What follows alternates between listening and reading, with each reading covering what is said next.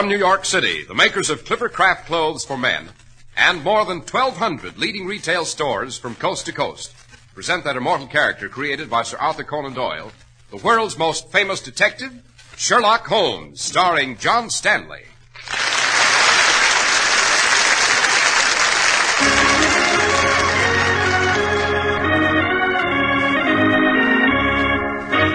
This week's story, The Adventure of the Golden Pince Nez. Watson, keep your revolver at the ready. But, Holmes, why? The killer, my dear fellow, is here in this room with us. What? Dash it, Holmes, what are you talking about? Observe, Watson. The panel in this wall is loose. Suppose we open it to find what is revealed beyond.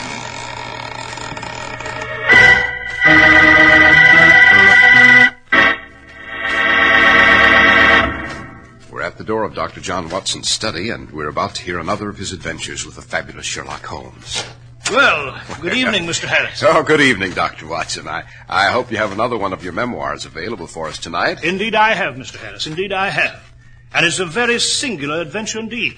I might add here that it's one of my favorite memoirs, Mr. Harris, where the genius of my friend Holmes never shone more brilliantly. And the name of this adventure, Doctor? I shall always remember it as The Adventure of the Golden Pince Nez.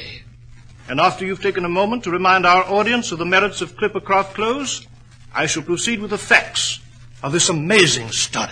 Thank you, Doctor. Maybe you've heard someone say, well, if I had his money, I could be well dressed too.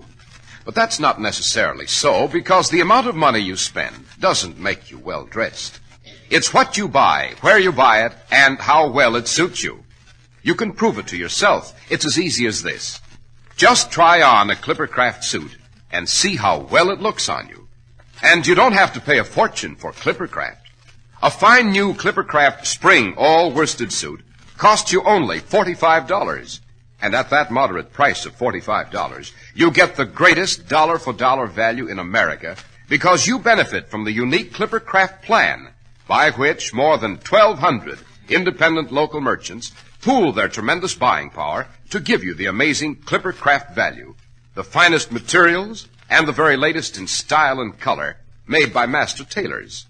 Yes, sir, a Clipper Craft suit at $45 is a great, great investment. So treat yourself to a Clipper Craft suit and see what really fine tailoring can do for you.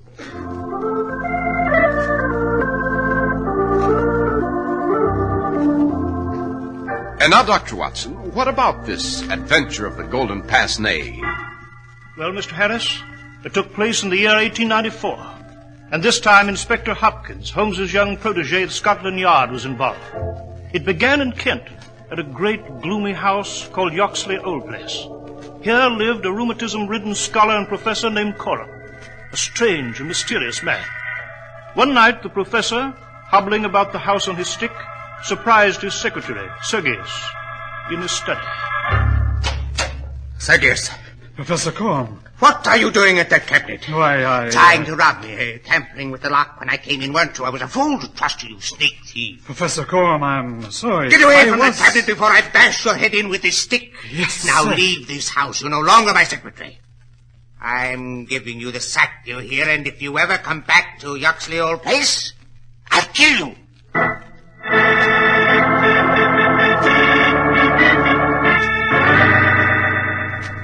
So he threatened to kill you, Sergius. Yes, Anna. He gave me the sack and took on a new secretary, a Mr. Willoughby Smith. Sergius, I must get into that locked cabinet in the study. I must. I will stop at nothing. Do you understand? And you must help me. No, Anna, not I. I've taken an impression of the cabinet lock, and here's a floor plan of the house. This is as far as I shall go. I see. So you are afraid. Yes, Anna. I am afraid. I will have nothing more to do with this affair. This Professor Conan is mad, dangerous. To get in his way means death.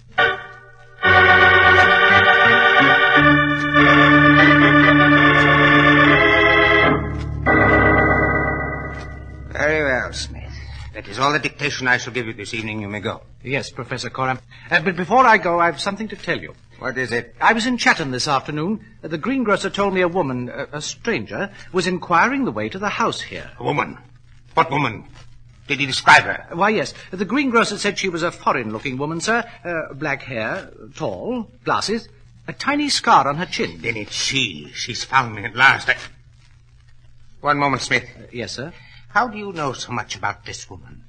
How were you able to describe her so well? Well, I told you the greengrocer... That's a lie. She sent you here. What? You want what I have in that cabinet in my study. You're spying on Professor me. Coram, I don't know what you're talking about. I'm sorry, Smith. I'm afraid I misjudged you. Lost my temper for a moment. Forgive me? Of course. Good night, sir. Good night, Smith.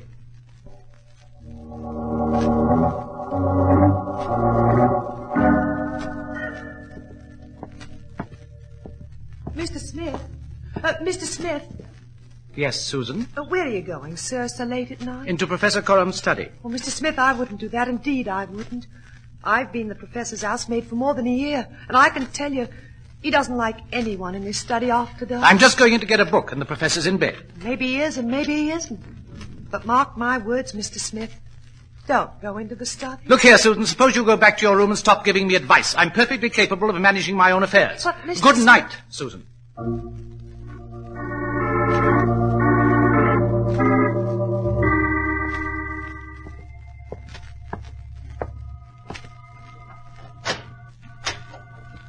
Let's see. Where is that lamp? If I remember... Who's that? Who's there by the cabinet? Professor Coram, is it you? No, don't...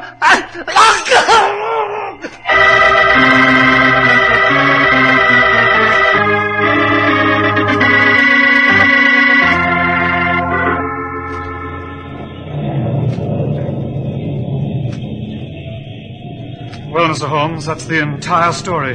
This Professor Coram's secretary, Willoughby Smith, was found dead in the study. A sealing wax knife in his neck. Interesting, my dear Inspector Hopkins, very. And as you say, the presence of a knife a considerable distance from the body would indicate murder, not suicide. This sealing wax knife was part of the equipment in the study? Yes, sir. It always lay on the desk. I see. And other than that, Inspector Hopkins, you found nothing. Nothing to put a finger on, Dr. Watson. That's why I returned from Kent in this beastly weather to consult you both here at Baker Street. Mr. Holmes, I need your help. Yes, quite people who come to the end of their wits usually do. Now then, Hopkins, a few questions. Yes, sir. You examined the grounds? I did. What did you find? A few faint impressions on the garden path. It must have been the killer. It was the only way to enter the house, since the front door was locked and bolted. These footprints, Hopkins, were they coming or going? I couldn't say for sure, sir. They were so faint. Were they large or small? I couldn't distinguish, Mr. Holmes. As I said, they Oh, were... rubbish. Holmes, what the deuce? Oh, Hopkins, I'm disappointed in you. The faintest impressions in the earth, when viewed with open eyes, are enormously revealing. Now, in this pouring rain, they've no doubt been obliterated entirely. Watson? Yes, Holmes? Get your waterproof in your hat. You mean we're going to... Yes, quite. We're going to Yoxley Old Place in Kent. I believe there's a train for Chatham leaving Charing Cross in an hour.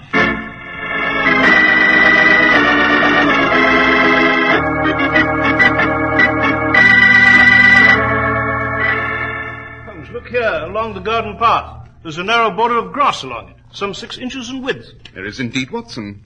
What of it? Well, the killer could have trod this strip of grass in order to conceal his footprints. Perhaps that is why Hopkins saw nothing. Oh, nonsense. Eh? Well, Whoever entered the garden gate, Watson, and came along this path to enter the house had no intention of committing murder. well, how'd you know that? It's elementary, my dear fellow. A killer would have come armed with a weapon. But this assassin used a sealing wax knife snatched from the study desk. Hence, the murder was on the spur of the moment. Yes, Joe, Holmes, you're right. Yes, quite. But now, Watson, let us join Hopkins in the study.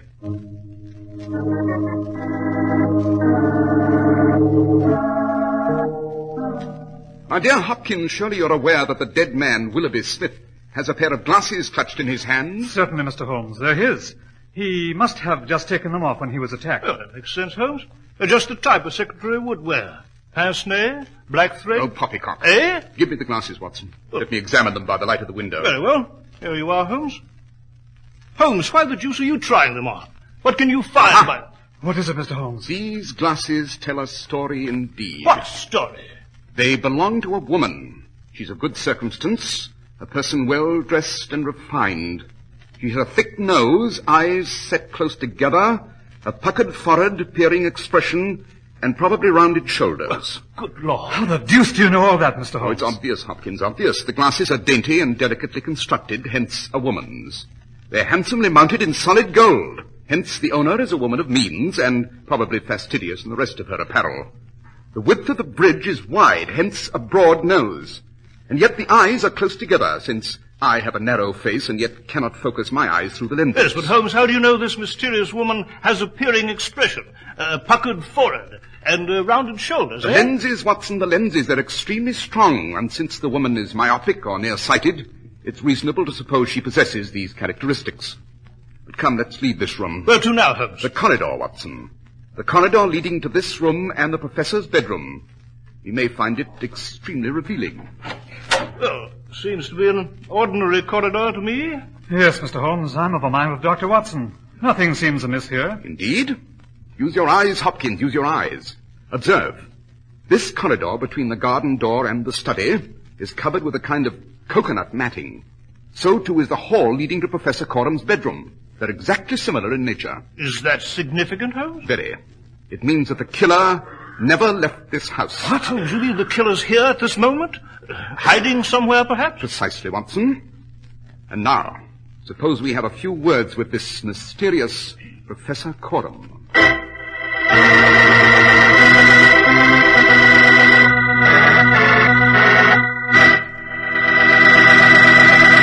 Here's some good common sense about men's suits.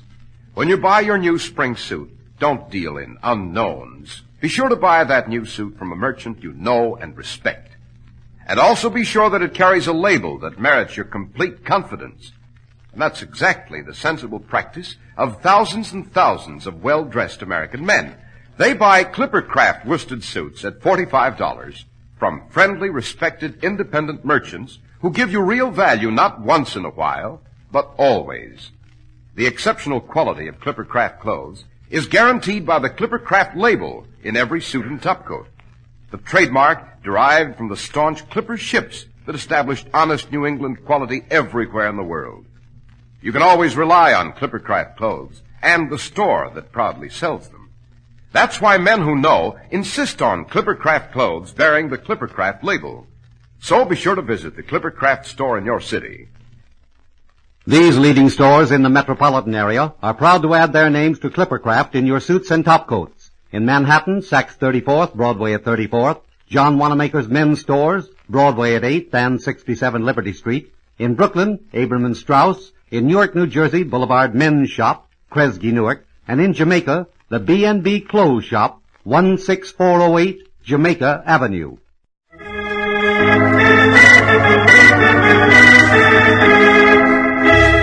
Now, Dr. Watson, you were relating to us the adventure of the golden pince-nez. Yes, Mr. Harris, so I was. Holmes asked Inspector Hopkins to go to the kitchen and wait there with Susan, the housemaid, whom he proposed to interview later. Then Holmes and I entered Professor Corum's bedroom. The professor was lying in bed in a stifling fog of cigarette smoke. We introduced ourselves, and Corum greeted us cordially. Then he held out a cigarette box to us. Cigarette, Dr. Watson? No, thank you, Professor. Never touched... Mr. Holmes. Yes, by all means. I'm an avid cigarette smoker, my dear Professor. Holmes, what the devil... Watson, a light, if you please. Oh, yeah. Yes. These seem to be an unusual brand. Oh, yes. They are a rare blend, sir. Do you like them, Mr. Holmes? I do indeed. They're very mild, Professor. Now, about the murder of your secretary, Willoughby Smith. Oh, yes, Smith, a great catastrophe. A fine young man, able and intelligent. The loss is paralyzing to my household. I shall miss him indeed. And you have no idea who killed him or why? No, Dr. Watson, I have not. Unfortunately, I knew very little of the young man. He had no enemies that you were aware of? Mr. Holmes, I do not pry into the personal affairs of my employer. Holmes, Yes, Watson? do you mind if I wait for you in the corridor? This room's so heavy with smoke. Oh, not at all, my dear fellow. I have but one or two more questions to ask Professor Corum here, and I shall be out presently.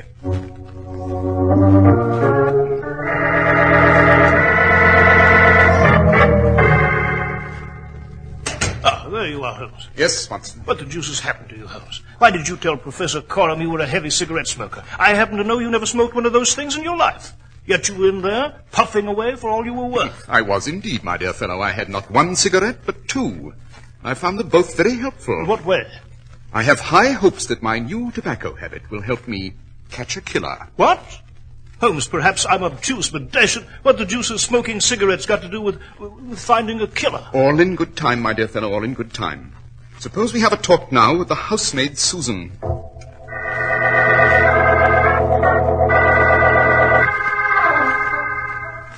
Now then, Susan, what happened after you heard the scream? Why, sir, I ran to the study, and there he was, poor Mr. Smith, lying on the floor.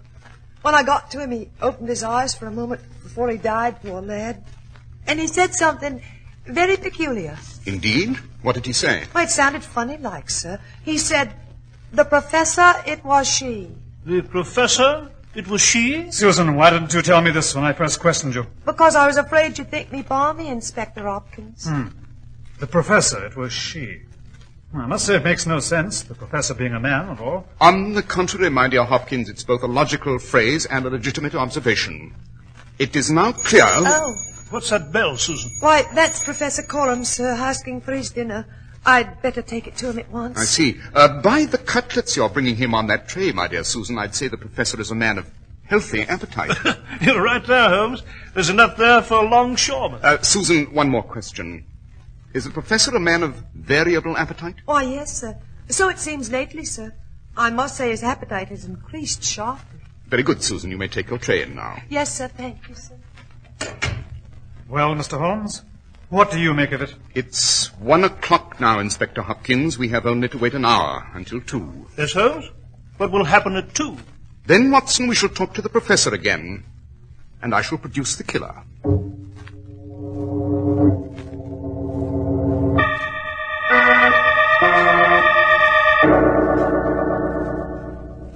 Professor Coram, I hope that you don't resent this second intrusion, but there are 1 or 2 more questions I must ask. Of course. Cigarette, Mr. Holmes. No, thank you, not this time. Now then, sir, what is it you wish to know? How can I help you solve this deplorable crime? Oh, I've already solved it, sir. Indeed, I've already found the killer. A remarkable statement, Mr. Holmes. A most remarkable statement. Just where is this killer? Right here in this room. Holmes, you mean the professor here? I mean, Watson, that last night the professor here received a strange and unexpected visitor. Oh, no, you don't, Mr. Holmes. Holmes, he has a gun under his pillow there. You'll never know the truth. Do you hear? Give me that gun, Professor. Give it to me!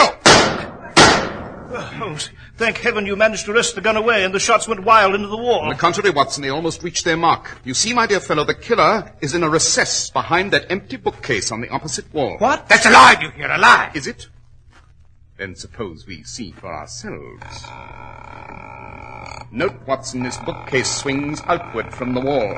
Good Lord.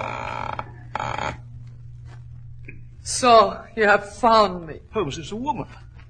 Just as you described her. Exactly. The woman who killed Willoughby Smith. I didn't mean to do it. I wanted the papers in the cabinet.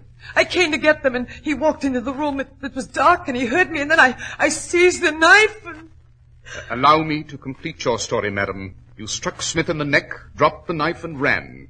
In the struggle, your victim snatched off your glasses, these golden pince-nez here. Oh, you don't know what it is like to be half blind. I have searched and searched. In your myopic condition, and because the corridors appeared similar, you made a mistake.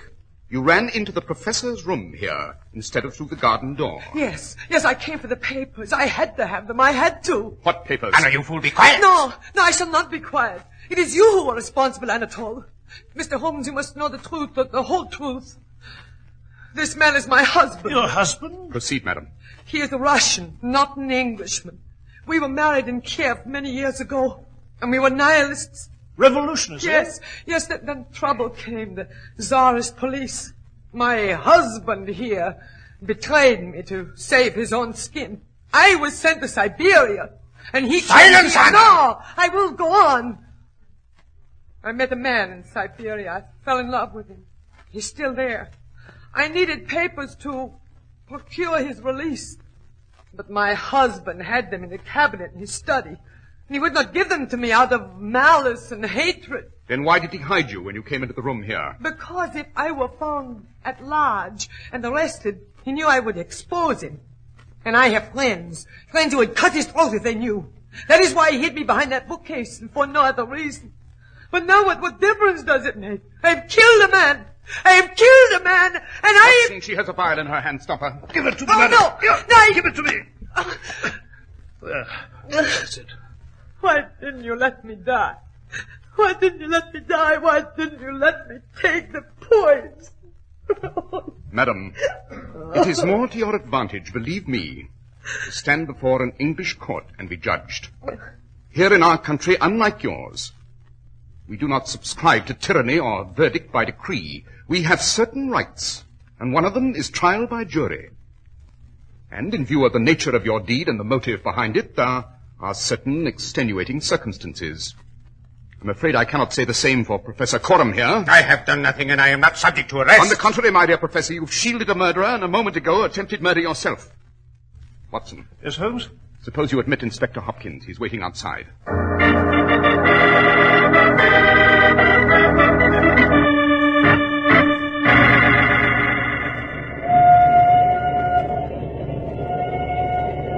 Well, Watson, we shall be in London presently. Holmes, how did you know this woman, Anna, hadn't escaped by the garden path? Well, in order to do that, Watson, she would have had to run along the narrow border of grass to avoid leaving definite footprints. An impossible task, certainly, for a nearsighted person in the dead of night. Remember, Anna had lost her glasses. Therefore, since Hopkins had reported no definite tracks, she had never left the house at all. Exactly. And Professor Coram's voracious appetite indicated that two people were eating those cutlets and not one. Therefore, I suspected that she was hidden somewhere in his room. Then I noted that there was one section of bookcase built on hinges to swing loose. But Holmes, what did the cigarettes you smoked have to do with it? You said they helped to find the woman. They did indeed, Watson. I sprinkled the ashes on the carpet in front of the suspected bookcase. When we returned later, I noted that the pattern of the ashes on the carpet had been disturbed. That meant that our quarry had come out from her hiding place. You see, Watson, I may be a bachelor, but I know that any vain woman who has lost her glasses will go to almost any lengths to find them.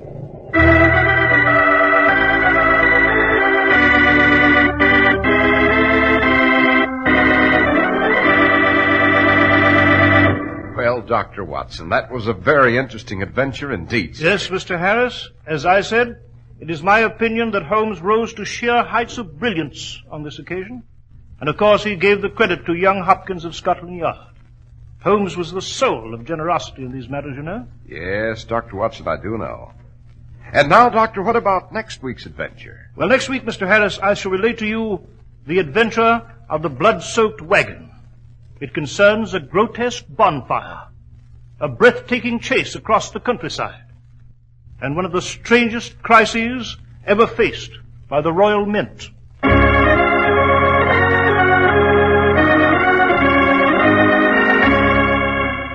The makers of Clippercraft clothes and more than 1,200 stores from coast to coast have brought you another in the new series of broadcasts featuring the world's most famous detective, Sherlock Holmes.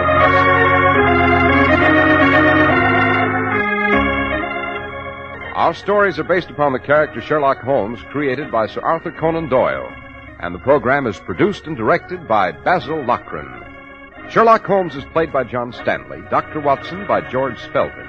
This week's story was written by Max Ehrlich with special music by Albert Berman. If you don't know your Clippercraft dealer, write Clippercraft, 200 Fifth Avenue, New York City.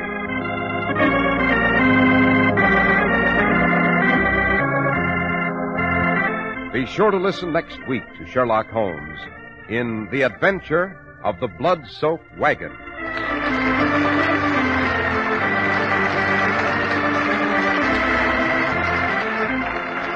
This is Cy Harris speaking for Clippercraft Clothes. This is the Mutual Broadcasting System. Hear Bill Henry on the news, which follows in a moment. The most comfortable shoe sole in the world. The Neolite sole. Light? It's light as leather. smart. It's smart as leather. And where? It outwears leather 2 to 1. For men, women, children. Get the Neolite sole. Step on it. This is WOR New York, serving the largest single-station audience in America.